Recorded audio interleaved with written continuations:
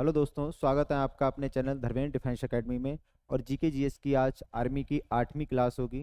ठीक भाई, 30 क्वेश्चंस महत्वपूर्ण क्वेश्चंस होंगे जो एग्जाम में बिल्कुल पूछे जाते हैं। ठीक है, तो क्वेश्चंस पे हम चलते हैं। पहला क्वेश्चन है, आजाद हिंद फौज का विचार किसने सुझाया था। ठीक है, पूछा है विचार किसने सुझाया था। देखो, आजाद हिंद फौज के बारे में लिख लेते हैं चीजें। आजाद हिंद फौज, आजाद हिंद फौज। ठीक, इसका सुझाव, इसका सुझाव बोल सकते हैं या हम विचार बोल सकते हैं। ये दिया था कैप्टन मोहन सिंह, कैप्टन मोहन सिंह ने। ठीक, इसका गठन, इसका गठन रास बिहारी बोस, रास बिहारी बोस ने किया था 1942 में। फिर इसका नेतृत्व जो है वो किया था सुभाष चंद्र बोस ने, सुभाष चंद्र बोस। और ये किया था 1943 इन्होंने। ठीक है, 43 में इसके क्या बने थे, अध्यक्ष बने थे। फिर इन्हीं ने इसका क्या किया, नेतृत्व किया था। तो इसमें पूछा है कि आजाद हिंद फौज का विचार किसने दिया था। तो विचार option A Bhagat Singh, option B Subhash Chandra Bose, option C Mohan Singh, option D Chandrashekhar. तो option C captain Mohan Singh. ये इन्हीं के दिमाग की उपज थी। क्वेश्चन ऐसे भी आता है कि आजाद हिंद फौज किसके दिमाग की उपज थी। तो आजाद हिंद फौज कैप्टन मोहन सिंह के दिमाग की क्या थी, उपज थी। ठीक, फिर इसका नेतृत्व सुभाष चंद्र बोस ने किया। अच्छा, सुभाष चंद्र बोस के बारे में कुछ चीजें और लिख देते हैं, ध्यान रखेंगे साथ साथ। ठीक है, ये सुभाष चंद्र बोस, इन्होंने क्या किया था, इन्होंने फॉरवर्ड ब्लॉक की स्थापना की थी, फॉरवर्ड ब्लॉक की स्थापना। ठीक, ये की थी 1939 में। और ये इसलिए और लिख रहे हैं कि आजाद हिंद फौज का पूछे गठन तो रासबिहारी बोस, लेकिन आजाद हिंद सरकार, ठीक है, आजाद हिंद सरकार का गठन किसने किया था, आजाद हिंद सरकार। तो इसका गठन जो किया था, सरकार का गठन, ये 1943 में किसने किया था, सुभाष चंद्र बोस ने। और कहाँ, सिंगापुर में, सिंगापुर में। ठीक है, आजाद हिंद सरकार का गठन सिंगापुर में सुभाष चंद्र बोस ने किया था। ठीक, तो इसका ऑप्शन सी हो जाएगा। ठीक है, नेक्स्ट क्वेश्चन देखो हमारा। नेक्स्ट क्वेश्चन है कि मुस्लिम लीग का प्रथम अध्यक्ष कौन था। नवाब Viqar ul Mulk Mushtaq Hussain, option B Hamid Ali, option C sir Sultan Muhammad Shah जिनको हम आगा खां कहते थे, ऑप्शन डी मोहम्मद अली जिन्ना। तो मुस्लिम लीग का गठन देखो, मुस्लिम लीग, मुस्लिम लीग एक पार्टी थी जिसका नाम था कांग्रेस, एक पार्टी थी जिसका नाम था कांग्रेस। कांग्रेस जब अंग्रेजों से अलग हो गई, कांग्रेस का गठन अंग्रेजों ने किया था। कांग्रेस जब अंग्रेजों से अलग हो गई, यानी उनके बताए हुए निर्देश पर नहीं चलने लगी, तो फिर अंग्रेजों ने ही एक पार्टी का गठन किया, मुस्लिम लीग का। किया नहीं मतलब करवाया था, इसका गठन क्या किया गया था, करवाया गया था आपस में लड़ाने के लिए। तो इसका जो गठन हुआ था वो हुआ था 30 दिसंबर, 30 दिसंबर 1906 को बांग्लादेश की राजधानी ढाका में। ठीक, वर्तमान में किसकी, बांग्लादेश की क्या है, राजधानी है। बांग्लादेश की राजधानी ढाका में इसका क्या हुआ था, गठन हुआ था। और इसका गठन किया किन लोगों ने था, तो किया था सली मुल्ला खां बा आगा खां, आगा खां। ये दो व्यक्ति थे, ये दो व्यक्ति थे जिन लोगों ने इसका गठन किया था। तो इसके जो पहले अध्यक्ष बने थे, ये कौन बने थे, आगा खां। पहले अध्यक्ष, पहले अध्यक्ष कौन बने थे, आगा खां बने थे। ठीक है, अब देख लो आगा खां किस ऑप्शन में है, option C sir Sultan Muhammad Shah, इनको हम आगा खां भी बोलते थे। अच्छा, ये ध्यान रखना कि इसी मुस्लिम लीग ने क्या किया था, इसी मुस्लिम लीग ने 1940 के लाहौर अधिवेशन में, 1940 के लाहौर अधिवेशन में, मुस्लिम लीग के भी अधिवेशन चलते थे। ठीक, अधिवेशन में पूर्ण पाकिस्तान की मांग की थी। ठीक, पूर्ण पाकिस्तान की मांग की थी, मांग की थी। ठीक है, तो ये क्वेश्चन कभी कभी बन जाता है कि सर्वप्रथम पाकिस्तान की मांग कब की गई थी, 1940 के लाहौर अधिवेशन में मुस्लिम लीग के द्वारा स्वतंत्र पाकिस्तान, पूर्ण पाकिस्तान की मांग की गई थी।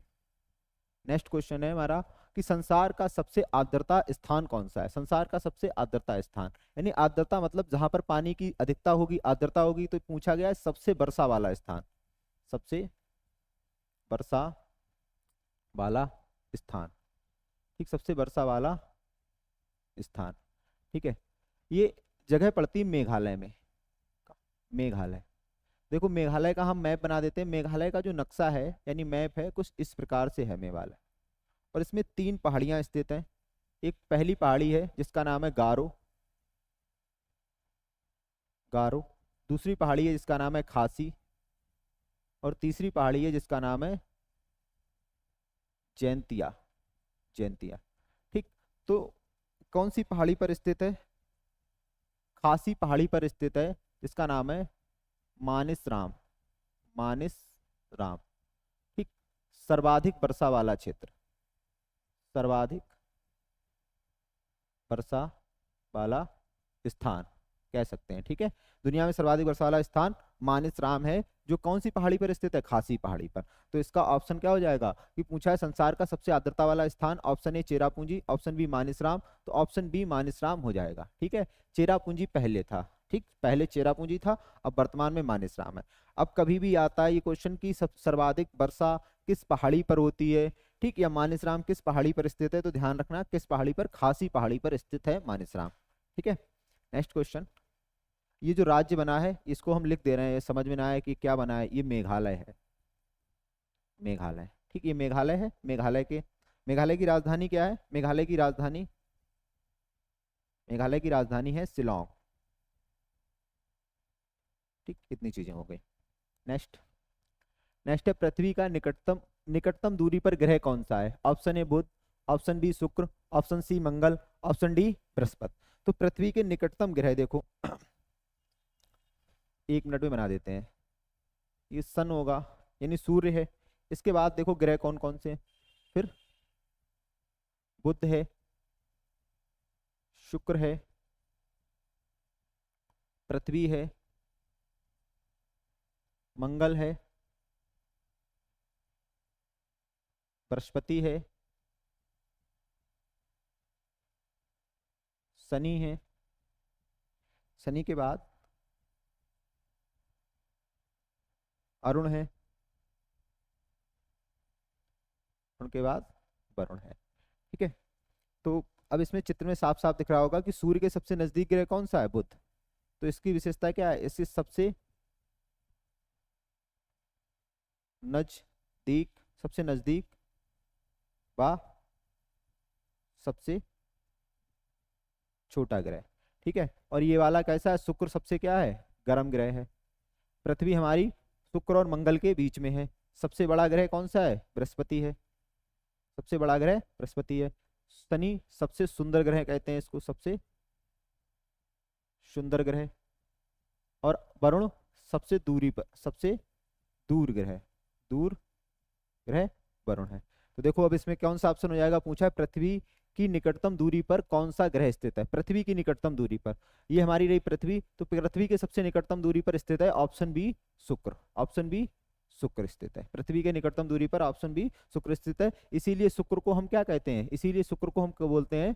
पृथ्वी की जुड़वा बहन, पृथ्वी की जुड़वा बहन कहा जाता है, ठीक, पृथ्वी की जुड़वा बहन कहा जाता है, पृथ्वी का सदोहर बोलते हैं। नेक्स्ट क्वेश्चन है हमारा कि भुवनेश्वर तथा पुरी के मंदिर किस शैली में स्थित हैं? Option A Nagara, option B Dravida, option C बेसन, ऑप्शन डी इनमें से कोई नहीं। देखो मंदिर निर्माण की शैली, मंदिर निर्माण की शैली, कितनी शैली है? 3 शैली है, ठीक।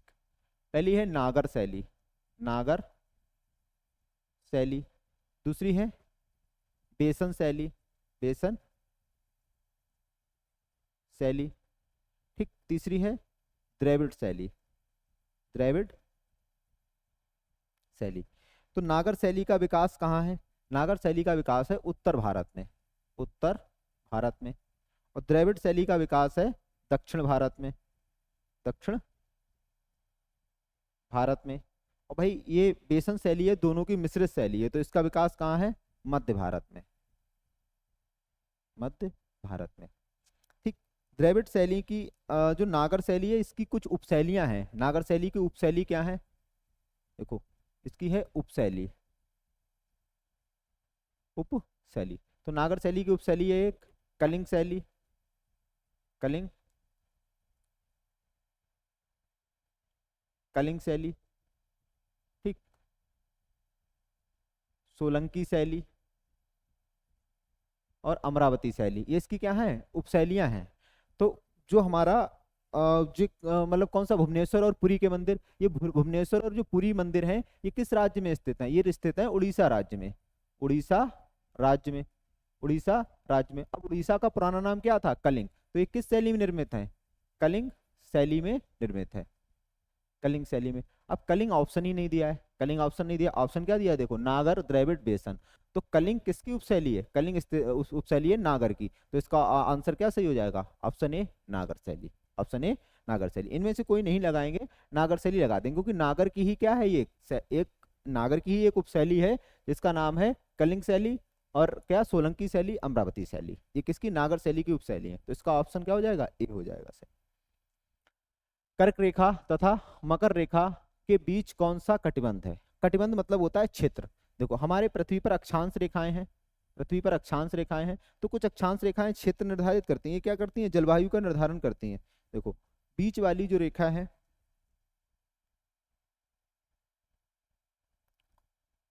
इसको बोलते हैं 0 डिग्री, 0 डिग्री रेखा यानी भूमध्य रेखा, भूमध्य रेखा। फिर एक रेखा है ऊपर, इसको बोलते हैं 23.5 डिग्री नॉर्थ, इसको बोलते हैं कर्क रेखा, कर्क रेखा। फिर है 66.5 डिग्री, 66.5 डिग्री नॉर्थ, इसको बोलते हैं आर्कटिक व्रत, आर्टिक व्रत। अब एक रेखा है नीचे 23.5 डिग्री साउथ, इसको बोलते हैं मकर रेखा, मकर रेखा। ठीक, नॉर्थ में एन बना दिया, साउथ में एस बना देना, पूरा नहीं लिख रहे हैं। 66.5 डिग्री साउथ, जिसको बोलते हैं हम अंटार्कटिक व्रत, अंटार्कटिका व्रत, अंटार्कटिका व्रत। अब देखो इन्हीं के बीच में क्या किया गया है, जलवायु निर्धारित किया गया। तो सूर्य की लंबवत किरणें कहाँ रहती हैं, कर्क रेखा और भूमध्य रेखा के मध्य रहती हैं। तो कर्क रेखा और भूमध्य रेखा के मध्य वाले क्षेत्र को हम बोलते हैं उष्ण, उष्ण माने गर्म, उष्ण कटिबंधीय क्षेत्र, उष्ण कटिबंधीय क्षेत्र। अब ये 66.5 से 23.5 वाला यानी कर्क और आर्कटिक वाला क्षेत्र कहलाता है शीतोष्ण, शीतोष्ण यानी शीत भी और गर्म भी, शीतोष्ण क्षेत्र। ये वाला भी क्या कहलाएगा, शीतोष्ण क्षेत्र कहलाएगा, शीतोष्ण क्षेत्र। और जो सबसे नीचे वाला क्षेत्र है इनका, ये वाला क्षेत्र, ये वाला कहलाता है शीत जोन, शीत जोन, शीत जोन, ठीक है। और शीत जोन का सबसे आखिरी वाला भाग कहलाता है टुंड्रा, सबसे ठंडा भाग होता है ये, सबसे ठंडा भाग,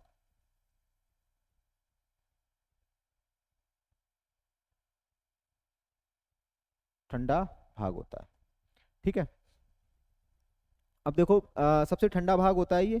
अब क्या होगा कि पूछा क्या है इसमें कि कर्क रेखा और मकर रेखा के बीच का क्षेत्र क्या कहलाता है, ये रही कर्क रेखा और ये रही मकर रेखा, इसके बीच का क्षेत्र क्या कहलाता है, उष्ण कटिबंधीय। ऑप्शन देखो कौन सा होगा उष्ण कटिबंधीय, ऑप्शन बी, उष्ण कटिबंधीय क्षेत्र। यानी कैसा क्षेत्र हम लिख लेंगे, उष्ण माने होता है गर्म क्षेत्र, ये क्या क्षेत्र है, गर्म क्षेत्र। ध्रुव वाला क्षेत्र कैसे कहलाता है, ठंडा क्षेत्र, जिसको हम टुंड्रा क्षेत्र भी बोलते हैं, ठीक है। इसका आप इसको पढ़ लोगे सारे क्षेत्र क्लियर हो जाएंगे, इस चित्र को बना लोगे सारे क्षेत्र क्लियर हो जाएंगे, यही क्षेत्र होते हैं बस, ठीक है।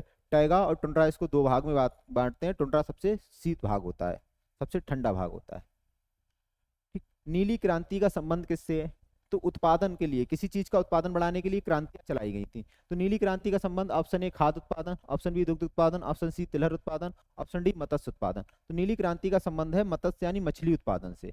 तिलहन उत्पादन का संबंध है पीली क्रांति, पीली क्रांति।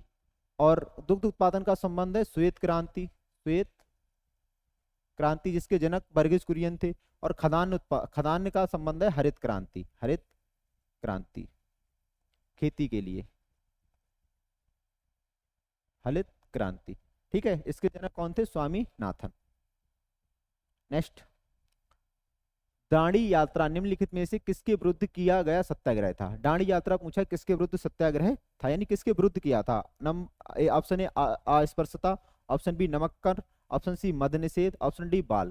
देखो दांडी यात्रा क्या थी, दांडी यात्रा, ठीक।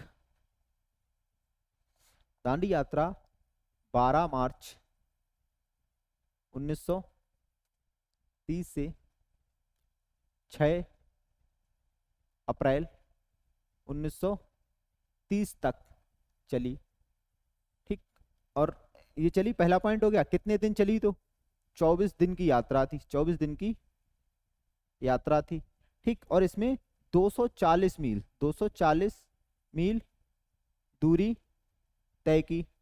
और कहां से कहां तक थी? तो साबरमती, साबरमती, साबरमती महात्मा गांधी का आश्रम है। साबरमती से दांडी के मध्य, साबरमती से दांडी के मध्य थी, साबरमती से दांडी के मध्य थी। और इसमें कौन कौन कौन थे साथ में? तो गांधी, गांधी जी के साथ 78 अनुसूचित जाति के लोग, सूचित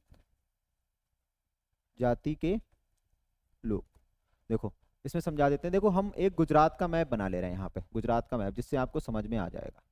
ये गुजरात है, ये गुजरात हो गया। ठीक, तो महात्मा गांधी जी का जो आश्रम था गुजरात में, ये इनका आश्रम था यहाँ पर साबरमती नदी के किनारे, साबरमती में। अंग्रेजों ने एक कानून लाया था कि भारतीय नमक नहीं बना सकते हैं। अब नमक, भाई भारत में नमक बनता था समुद्र के तट से, तो भारतीय नमक नहीं बना सकते हैं। तो इसके विरोध में गांधी जी ने क्या कहा था कि हम नमक बनाएंगे और हमें अंग्रेज गिरफ्तार करें या रोकें। तो नमक तो साबरमती में बन नहीं जाता क्योंकि वहां पर समुद्र नहीं है। तो ये साबरमती से कहाँ तक गए थे? साबरमती से गए थे दांडी तक। साबरमती से दांडी तक की इन्होंने पैदल यात्रा की थी, दांडी पहुंचे थे। 240 मील की यात्रा थी, 24 दिन में पूरी की थी। और दांडी में जाकर आसन विधि के द्वारा नमक बनाया था और नमक कानून क्या किया था? तोड़ा था। तो ये जो दांडी मार्च था, ये किसके विरुद्ध चालू किया था? नमक कानून के विरुद्ध चालू किया था। क्वेश्चन पूछ देता है कि दांडी मार्च के बाद गांधी जी ने कौन सा आंदोलन स्टार्ट किया था? तो इसके बाद इन्होंने आंदोलन जो स्टार्ट किया था, सविनय अवज्ञा आंदोलन, सविनय अवज्ञा आंदोलन 1931, सविनय अवज्ञा आंदोलन 1931। ठीक है, ये स्क्रीनशॉट ले लो इसका। नेक्स्ट क्वेश्चन है हमारा, भारत की सिलिकॉन वैली किसे कहा जाता है? Option A Bengaluru, option B Mumbai, option C Chennai, option D Pune. तो भारत की सिलिकॉन वैली कहा जाता है बेंगलुरु को। ठीक है, बेंगलुरु को भारत की सिलिकॉन वैली, या अन्य क्या चीज है? अन्य, तो अन्य कहते हैं इसको अंतरिक्ष शहर, अंतरिक्ष शहर, भारत का बगीचा, भारत का बगीचा। ठीक है, अंतरिक्ष शहर, भारत का बगीचा, भारत की स्कॉल वैली। ठीक है, ये शहर इसको बोले जाते हैं बेंगलुरु को। ठीक, इलेक्ट्रॉनिक शहर भी बोला जाता है। ब्रह्मोस क्या है? ऑप्शन ए एक वायुयान, ऑप्शन बी एक कंप्यूटर वायरस, ऑप्शन सी एक प्रेक्षपात्र, ऑप्शन डी एक पनडुब्बी। तो ब्रह्मोस क्या है? ब्रह्मोस एक मिसाइल है, यानी एक प्रेक्षपात्र है, जो किसके द्वारा बनाई गई, जिसका निर्माण किसके द्वारा हुआ है? तो इसका निर्माण हुआ है भारत और रूस के द्वारा। भारत प्लस रूस ने मिलकर बनाई है, मिलकर बनाई है। और ये क्या है? एक सुपरसोनिक, एक सुपर सोनिक मिसाइल है, सुपरसोनिक मिसाइल है। इसका मतलब होता है कि यह हवा से भी क्या चलती है? तेज चलती है। नेक्स्ट, नेक्स्ट क्वेश्चन है कि निम्न में से कौन सी नदी गंगा की सहायक नदी नहीं है? Option A Varuna, option B Kosi, option C Gomti, option D Teesta. तो देखो वरुणा गंगा की सहायक नदी है और ये कहाँ मिलती है? बनारस में मिलती है, वरुणा प्लस 80। इन्हीं नदियों के नाम पर बनारस का नाम रखा गया है, वरुणा प्लस 80 वाराणसी। ठीक है, तो ये भी है। ठीक, कोसी भी है, कोसी को हम बिहार का शोक कहते हैं, बिहार का शोक।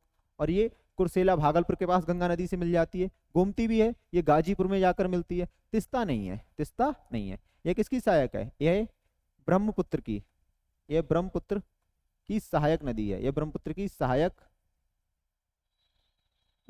यह ब्रह्मपुत्र की सहायक नदी है। ठीक है, यह ब्रह्मपुत्र की सहायक नदी है। नेक्स्ट क्वेश्चन है हमारा, एक मिनट पीछे हो गया था। नेक्स्ट क्वेश्चन, भारत का पहला रेलवे स्टेशन कौन सा है? भारत का पहला रेलवे स्टेशन कौन सा है? Option A Chhatrapati Shivaji terminal Mumbai, option B Delhi terminal, option C Konkan terminal, option D इनमें से कोई नहीं। भारत का पहला रेलवे स्टेशन है बोरी बंदर, बोरी बंदर, जिसका अब नया नाम क्या है? जिसका नया नाम है छत्रपति शिवाजी टर्मिनल। छत्रपति शिवाजी टर्मिनल। ठीक है, लिखा हुआ भी है पहले ऑप्शन पे। तो यही भारत का क्या है, सबसे पुराना रेलवे स्टेशन है। ठीक, भारत में पहली रेलगाड़ी, भारत में पहली रेलगाड़ी, भारत में पहली रेलगाड़ी चली थी, वो चली थी 16 अप्रैल 1853। डलहौजी का कार्यकाल, डलहौजी का कार्यकाल था। ठीक, यानी डलहौजी क्या था, वायसराय था। और मुंबई, मुंबई से थाने के मध्य, मुंबई से थाने के मध्य 34 किलोमीटर, 34 किलोमीटर की दूरी थी, 34 किलोमीटर की दूरी थी। ट्रेन का नाम क्या था, इसके इंजन का नाम था black beauty, black beauty, Hindi में पढ़ोगे तो काली सुंदरता। ठीक है, ऑप्शन ए इसका क्या हो जाएगा, सही हो जाएगा। निम्न में से किस हड़प्पा कालीन स्थल पर चावल की खेती के साक्ष्य मिले हैं? Option A Harappa, option B Lothal, option C Mohenjodaro, option D इनमें से कोई नहीं। तो देखो, चावल की खेती के साक्ष्य जो हड़प्पा से मिले हैं, चावल की खेती के साक्ष्य, चावल की खेती के साक्ष्य, चावल की जो खेती के साक्ष्य मिले हैं वो मिले हैं लोथल, लोथल बा रंगपुर, रंगपुर से। रंगपुर से पता क्या मिला है, रंगपुर से मिला है धान की भूसी, धान की भूसी, ये मिला है रंगपुर से। अब भाई ये बताओ, अगर धान की भूसी है वहां पे तो चावल भी निकले होंगे, तभी तो भूसी बनी। तो लोथल या रंगपुर, अब इसमें ऑप्शन देखो कौन सा है, रंगपुर तो है नहीं, ऑप्शन क्या है, B Lothal, option B Lothal. Lothal क्या है, लोथल एक और ध्यान रखना, ये गुजरात में स्थित है, गुजरात में स्थित था। ठीक है, अभी भी है। और क्या है, एकमात्र बंदरगाह है, एकमात्र बंदरगाह है किसका, सिंधु नदी तंत्र, सिंधु नदी तंत्र नहीं, सिंधु घाटी सभ्यता का। सिंधु घाटी सभ्यता क्या थी, हड़प्पा कालीन सभ्यता, इसके बारे में लिखेंगे। ये पहली क्या थी, ये पहली शहरी सभ्यता थी, पहली शहरी सभ्यता थी। तो इसकी खोज किसने की थी, देखो इसकी खोज 1921 में दयाराम साहनी ने की थी, इसकी खोज 1921 में दयाराम साहनी ने की थी। ठीक है, नेक्स्ट पॉइंट, नेक्स्ट क्वेश्चन है हमारा कि सुनामी नामक विशाल समुद्री तरंगें किसके द्वारा उत्पन्न होती हैं? समुद्र में जो सुनामी आती है तो तरंगे, तरंगे समुद्र की तरंगे, जो समुद्र की जो तरंगे होती हैं, लहरें होती हैं, वो तट से कई फीट ऊपर उठ जाती हैं, इसको सुनामी बोलते हैं। तो ऑप्शन ए भूकंप, ऑप्शन बी ज्वालामुखी, ऑप्शन सी पवन, ऑप्शन डी हिमखंड। तो क्या होता है कि समुद्र के अंदर, समुद्र के अंदर, समुद्र जो समुद्र है, जैसे ये समुद्र है, ठीक है, ये भी एक प्लेट पर टिका हुआ है, नीचे इसके क्या है, भूमि का टुकड़ा है। इस जब भूमि के टुकड़े में प्लेटें टकराती हैं, भूकंप आता है, जब क्या आता है, भूकंप आता है, तो पानी क्या होता है, हिलता है, जिस वजह से क्या आती है, सुनामी आती है। ऑप्शन ए भूकंप या चक्रवात, भूकंप या चक्रवात की वजह से क्या आती है, सुनामी आती है। अब इसमें ऑप्शन चक्रवात दिया नहीं, तो क्या हो जाएगा, भूकंप सही हो जाएगा। ठीक है, नेक्स्ट, विश्व व्यापार संगठन WTO कब अस्तित्व में आया था? ऑप्शन ए जनवरी 1925, ऑप्शन बी जनवरी 1996, जनवरी 1997, ऑप्शन डी जनवरी 1995। तो विश्व व्यापार संगठन WTO, ये जो जब अस्तित्व में आया था तो जनवरी 1995, WTO, WTO, इसकी स्थापना जो हुई थी, स्थापना 1 जनवरी 1995 को। इसका मुख्यालय कहाँ है, मुख्यालय, तो इसका मुख्यालय है जनेवा, जनेवा में इसका मुख्यालय है, जनेवा में। इसमें सदस्य देश कितने हैं, सदस्य देश, तो इसमें सदस्य देश है 164, 164 क्या है, सदस्य देश है। ये हो गया। ठीक है, नेक्स्ट, पुस्तक अनहैप्पी इंडिया निम्नलिखित में से किसकी रचना है? Option A Lala Lajpat Rai, option B Maulana Abul Kalam Azad, option C Annie Besant, option D Mahatma Gandhi. तो पुस्तक अनहैप्पी इंडिया के लेखक हैं वो कौन है, लाला लाजपत राय, अनहैप्पी इंडिया के लेखक लाला लाजपत राय हैं। मौलाना अबुल कलाम आजाद की पुस्तक का नाम है, इनकी पुस्तक लिख दे रहे हैं, इनकी पुस्तक का नाम है इंडिया विंस फ्रीडम, इंडिया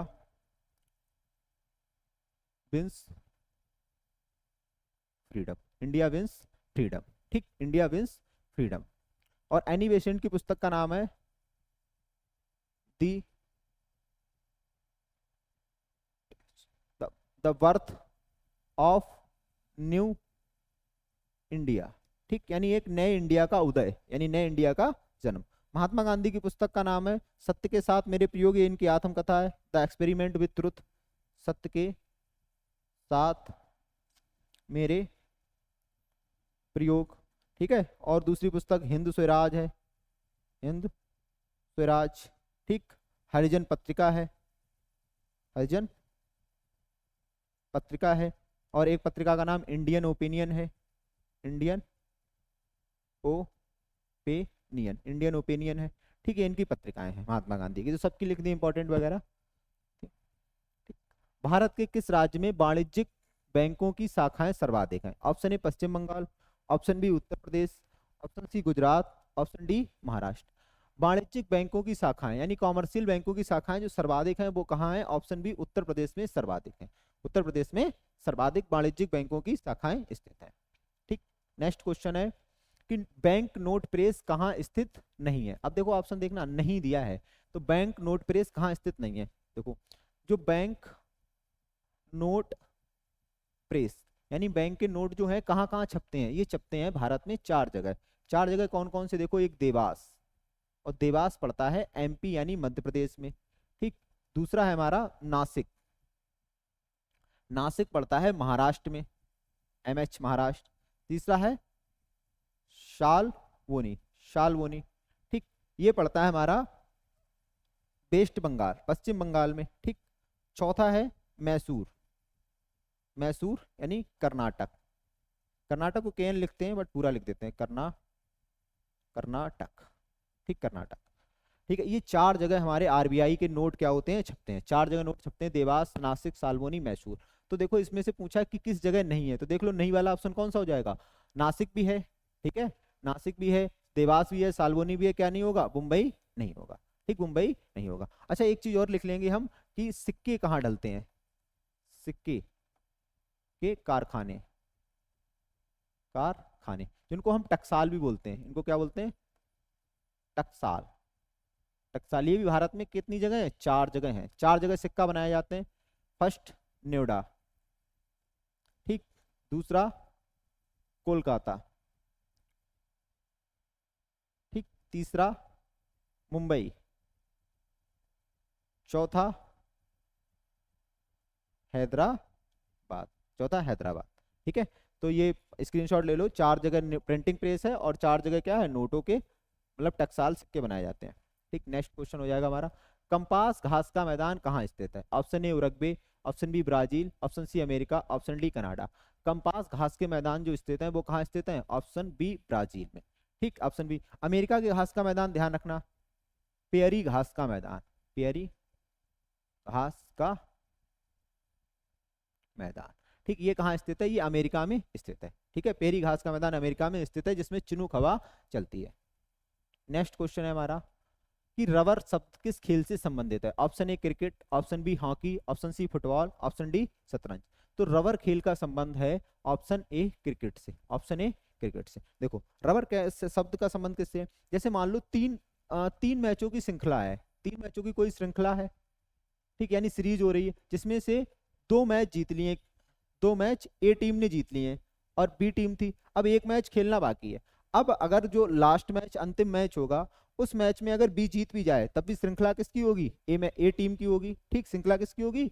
ए टीम की होगी, ठीक। यानी इस लास्ट वाले मैच से कोई श्रृंखला पर, सीरीज पर कोई फर्क नहीं पड़ेगा। तो इस लास्ट मैच के लिए कौन सा शब्द यूज करते हैं? डेड रबड़, डेड रबड़, डेड रबड़, ठीक। ये क्या होता है? अंतिम मैच, अंतिम मैच, डेड रबड़ इसके लिए क्या करते हैं? यूज करते हैं, ठीक है। ऑप्शन ए इसका हो जाएगा क्रिकेट। बोरलॉन्ग पुरस्कार किस क्षेत्र में प्रदान किया जाता है? ऑप्शन ए कृषि, ऑप्शन बी साहित्य, ऑप्शन सी पर्यावरण, ऑप्शन डी स्थापत्य कला। तो बोरलॉन्ग पुरस्कार का नाम देखो किसके नाम पर पड़ा है? तो बोरलॉन्ग पुरस्कार का नाम पड़ा है नॉर्मन बोरलॉन्ग, नॉर्मन बोरलॉन्ग, ठीक। ये क्या थे? ये दुनिया में हरित क्रांति के जनक, दुनिया में हरित क्रांति के जनक थे। मतलब इन्होंने क्या किया था? गेहूं के हाइब्रिड बीज निकाले थे जिससे पैदावार बढ़ जाए, तो उस दुनिया में हरित क्रांति के क्या माने गए थे? ये जनक माने गए थे, नॉर्मन बोरलॉन्ग तो इनके नाम पर पुरस्कार जो शुरू किया गया बोरलॉन्ग पुरस्कार, वो किस क्षेत्र में दिया जाता है? कृषि के क्षेत्र में। कृषि के क्षेत्र में उत्कृष्ट योगदान के लिए किसी भी साइंटिस्ट को क्या दिया जाएगा? बोरलॉन्ग पुरस्कार प्रदान किया जाता है। ठीक है, नेक्स्ट, विश्व का सबसे बड़ा प्लेटफॉर्म कौन सा है? Option A Kharagpur, option B Taipei, option C Gorakhpur, option C Hubli. विश्व का सबसे बड़ा प्लेटफॉर्म, विश्व का सबसे बड़ा प्लेटफॉर्म, विश्व का सबसे बड़ा प्लेटफॉर्म। तो विश्व का सबसे बड़ा प्लेटफॉर्म है नंबर 1 पर सिद्धारूढ़, सिद्धारूढ़ स्वामी जी, सिद्धारूढ़ स्वामी जी प्लेटफॉर्म, प्लेटफॉर्म। ठीक, और ये किस स्टेशन में आता है? तो ये आता है हुबली, हुबली में आता है। ठीक है, हुबली मंडल जोन में आता है, हुबली स्टेशन के नजदीक है। इसकी लंबाई कितनी है? इसकी लंबाई है 1507 मीटर, 1507 मीटर इसकी क्या है? लंबाई है, 1507 मीटर इसकी लंबाई। ठीक है, तो इसका आंसर क्या सही हो जाएगा? इसका आंसर हो जाएगा ऑप्शन डी हुबली। ठीक, गोरखपुर ध्यान रखना, ये पहले था, ये पहले था। पहले कौन सा सबसे बड़ा प्लेटफॉर्म था? गोरखपुर। अब जो नया बन गया है सिद्धारूढ़ स्टेशन। ठीक है, तो गोरखपुर अब क्या हो गया है? गोरखपुर अब हो गया है दूसरा सबसे लंबा प्लेटफॉर्म, दूसरा सबसे लंबा प्लेटफॉर्म। ठीक है, और इसकी लंबाई है 1366.33 मीटर, ये इसकी क्या है? लंबाई है। ठीक है, तो गोरखपुर दूसरा है और हुबली क्या है? पहला है। नेक्स्ट क्वेश्चन, सुब्रमण्यम चंद्रशेखर को किस क्षेत्र में नोबेल पुरस्कार दिया गया था? ऑप्शन ए भौतिकी, ऑप्शन बी रसायन, ऑप्शन सी चिकित्सा, ऑप्शन डी साहित्य। ठीक, तो हम इनको लिखते हैं सुब्रमण्यम की जगह एस चंद्रशेखर, एस चंद्रशेखर। ठीक, इन्होंने क्या चीज प्रतिपादित की थी? तो इन्होंने कितने सिद्धांत, तो इन्होंने एक चंद्रशेखर सीमा की खोज की थी, चंद्रशेखर सीमा, चंद्रशेखर सीमा की खोज की, खोज की। ठीक है, दूसरा इन्होंने ब्लैक होल, ब्लैक होल का सिद्धांत दिया, ब्लैक होल का सिद्धांत दिया। ब्लैक होल क्या होता है? ब्लैक होल होता है तारों की अंतिम अवस्था। तो हम कह सकते हैं इन्होंने क्या की? तारों की संरचना, तारों की संरचना, संरचना का निर्धारण किया था। ठीक, तारे कैसे बनते हैं, तो इनको किसके लिए फिर, तो इनको तारे किस में आते हैं? भौतिकी में, भौतिकी में 1883 में इनको क्या मिला था? नोबेल पुरस्कार। ओ सॉरी, 1883 में तो नोबेल स्टार्ट नहीं हुए थे, 1983 में इनको क्या मिला था? नोबेल मिला था, सॉरी। ठीक है, 1983 होगा, 1983 में इन्हें क्या मिला था? नोबेल। नोबेल पुरस्कारों की शुरुआत 1901 में स्वीडन से हुई थी। ठीक है, नेक्स्ट होगा हमारा, रॉकी पर्वत श्रृंखला किस राज्य में स्थित है? Option A Europe, option B दक्षिण अमेरिका, ऑप्शन सी उत्तर अमेरिका, ऑप्शन डी ऑस्ट्रेलिया। देखो रॉकी पर्वत जो है, ये अगर हम अमेरिका का मैप बना लें तो अमेरिका का मैप कुछ इस प्रकार से बनेगा। ये तो रॉकी पर्वत जो है, रॉकी पर्वत यहां पर स्थित है। ये है रॉकी पर्वत, रॉकी पर्वत। ये देश, ये कौन सा देश है? यूएसए। ठीक, और यूएसए की इस तरफ कौन सा है? पूर्वी तरफ ऑब्लेशियन पर्वत, ऑब्लेशियन, ऑब्लेशियन पर्वत। ठीक, ऑब्लेशियन पर्वत। तो इसमें अमेरिका ऑप्शन नहीं दिया, लेकिन अब जो यूएसए है यानी यूनाइटेड स्टेट अमेरिका, ये किस महाद्वीप के अंतर्गत आता है? ये महाद्वीप दिए हैं, तो ये आता है हमारा उत्तरी महाद्वीप के अंतर्गत आता है, उत्तरी महाद्वीप के अंतर्गत आता है। तो इसका ऑप्शन क्या सही हो जाएगा? Option C is right. ठीक है, नेक्स्ट क्वेश्चन है हमारा, नेक्स्ट क्वेश्चन है, उगते हुए सूरज की भूमि किसे कहा जाता है? Option A Norway, option B चीन, option C Japan, option D New Zealand. उगते हुए सूरज की भूमि हम कहते हैं जापान को, क्योंकि जापान को सूर्योदय का देश कहा जाता है, क्योंकि जापान में सूर्य जो जापान के आगे जैसे बढ़ते हैं तो 180 डिग्री देशांतर रेखा है, जिसको अंतर्राष्ट्रीय तिथि रेखा कहा जाता है। तो अगले दिन की पहली सुबह कहाँ निकलती है? जापान में निकलती है, इसलिए जापान का उपनाम क्या है? उगते हुए सूरज की भूमि। इसको हम निप्पों का भी देश कहते हैं, निप्पों का देश, निप्पों का देश या सुकुमारों का देश, चलो हम सही करते हैं, निप्पों या सुकुमारों, सुकुमारों का देश भी बोलते हैं। ठीक, नॉर्वे को हम बोलते हैं मध्य रात्रि का देश, मध्य रात्रि का देश। ठीक है, ये बोलते हैं। ओणम किस राज्य का त्योहार है? Option A Tamil, option B Andhra Pradesh, option C Kerala, option D Maharashtra. Onam जो त्योहार है ये किसका त्योहार है? केरल का त्योहार है। अब ओणम किसका त्योहार है? केरल का त्योहार है। केरल में नव वर्ष को ओणम के रूप में मनाया जाता है। ठीक, जो 10 दिन चलता है, 10 दिवसीय क्या है, एक त्योहार है। तमिलनाडु का त्योहार लिख लेंगे, फेमस त्योहार। तो तमिलनाडु का जो फेमस त्योहार है इसका नाम है पोंगल। पोंगल। ठीक, आंध्र प्रदेश के भी हैं लेकिन आंध्र प्रदेश के इतने इंपॉर्टेंट नहीं है, याद करने लायक जो पेपर में है। महाराष्ट्र के लिख लेंगे, महाराष्ट्र के गणेश चतुर्थी, गणेश चतुर्थी। ठीक, दूसरा लिखेंगे हम छत्रपति, छत्रपति महोत्सव, शिवाजी छत्रपति महोत्सव। ठीक है, एक लिख लेंगे गुड़ी पड़वा, गुड़ी पड़वा, गुड़ी पड़वा। ठीक, ये 3 त्योहार कहाँ के हैं? महाराष्ट्र के। ठीक है, तमिलनाडु का पोंगल ध्यान रखना, ओणम कहाँ का है? केरल का है। नेक्स्ट क्वेश्चन चलते हैं। वायुमंडल में कौन सी गैस सर्वाधिक मात्रा में पाई जाती है? देखो वायुमंडल में गैसों का जो मिश्रण है N2 यानी नाइट्रोजन, नाइट्रोजन पूरा ही लिख देते हैं, नाइट्रोजन को हम बोलते हैं N2। ये कितनी परसेंट है? ये है 78%। ठीक, फिर है ऑक्सीजन, ऑक्सीजन, ऑक्सीजन को बोलते हैं O2, ये है 21%। ठीक, कार्बन डाई ऑक्साइड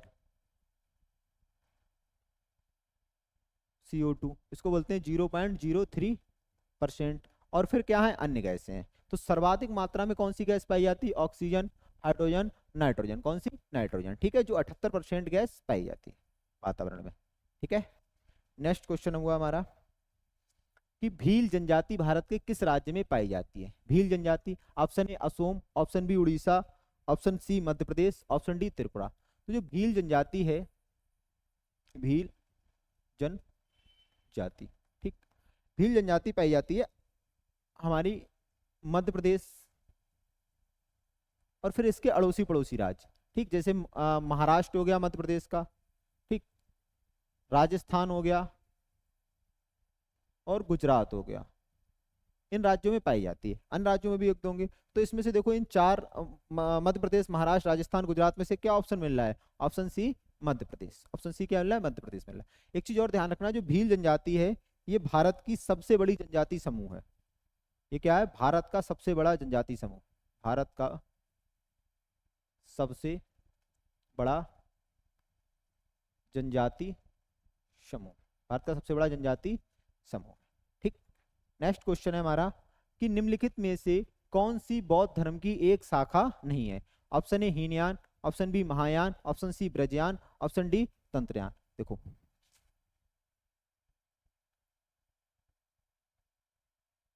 बौद्ध धर्म, बौद्ध धर्म, ठीक, इसके संस्थापक, इसके संस्थापक थे महात्मा बुद्ध, महात्मा बुद्ध, जिनके बचपन का नाम क्या था? सिद्धार्थ था। इनका जन्म कल वाली क्लास में बताया था।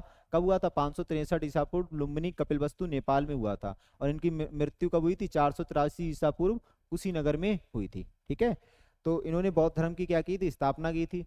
इनको ज्ञान की प्राप्ति बिहार के गया में हुई थी और प्रथम उपदेश इन्होंने सारनाथ में दिया था। अब इनकी जब मृत्यु हो गई थी तो चौथी बौद्ध संगति में, ठीक है, कौन सी चौथी बौद्ध संगति हो रही थी? चतुर्थ लिख दे रहा है, ठीक है, चलो फोर्थ ही लिख दे रहे हैं ऐसे करके, फोर्थ बौद्ध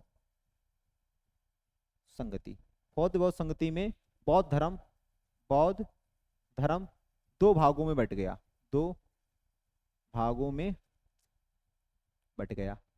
ठीक, चौथी बौद्ध संगति में बौद्ध धर्म 2 भागों में बट गया। कौन कौन से 2 भाग थे? देखो, एक पहली थी हीनयान शाखा, हीनयान, और दूसरी थी महायान, महायान शाखा। ठीक, अब आगे चलकर जो महायान शाखा थी, आगे चलकर कौन सी शाखा? महायान शाखा, ये 2 भागों में बट गई। इसके कौन से 2 भाग हुए? एक हुए शून्यवाद, एक शून्यवाद, और तीसरा और दूसरी ब्रजयान, ब्रजयान शाखा। ठीक, ब्रजयान शाखा।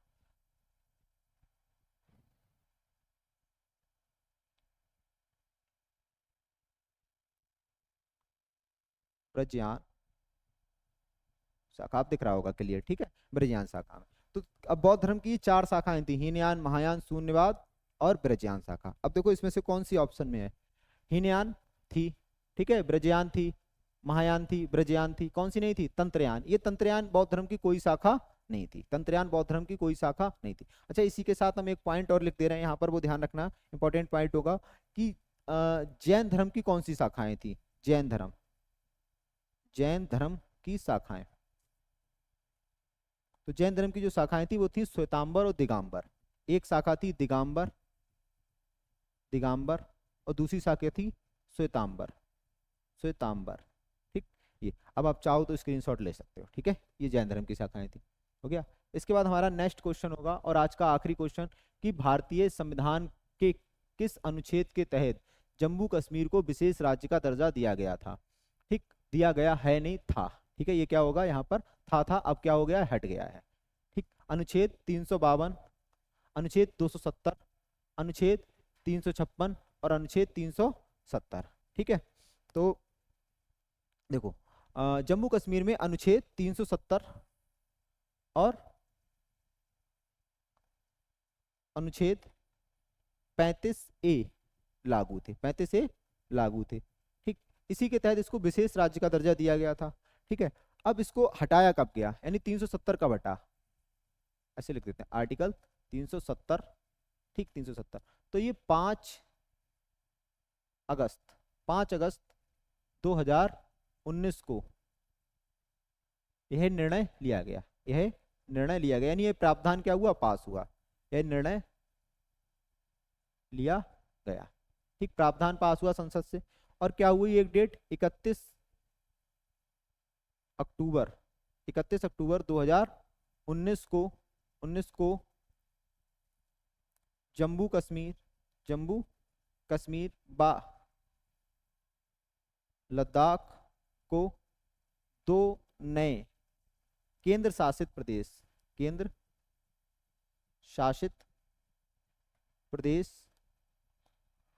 बना दिया गया, केंद्र शासित प्रदेश बना दिया गया। ठीक, तो क्या था? देखो 370 लागू थी, इसके तहत जम्मू कश्मीर को विशेष राज्य का दर्जा था। 370 और 35A हटा दिया गया 5 अगस्त 2019 को, यह प्रावधान यानी यह निर्णय लिया गया, यह प्रावधान पास हुआ संसद से। फिर आने वाली 31 अक्टूबर 2019 को जम्मू कश्मीर, पहले एक राज्य था, फिर इसको जम्मू कश्मीर और लद्दाख 2 अलग अलग केंद्र शासित प्रदेश बना दिए गए। ठीक, तो 370 को हटा दिया गया, इसी के तहत विशेष राज्य का दर्जा प्राप्त था। ठीक, और आज की क्लास यहीं समाप्त होती है। ठीक, जय हिंद, जय भारत। कल मिलते हैं फिर एक नई क्लास में।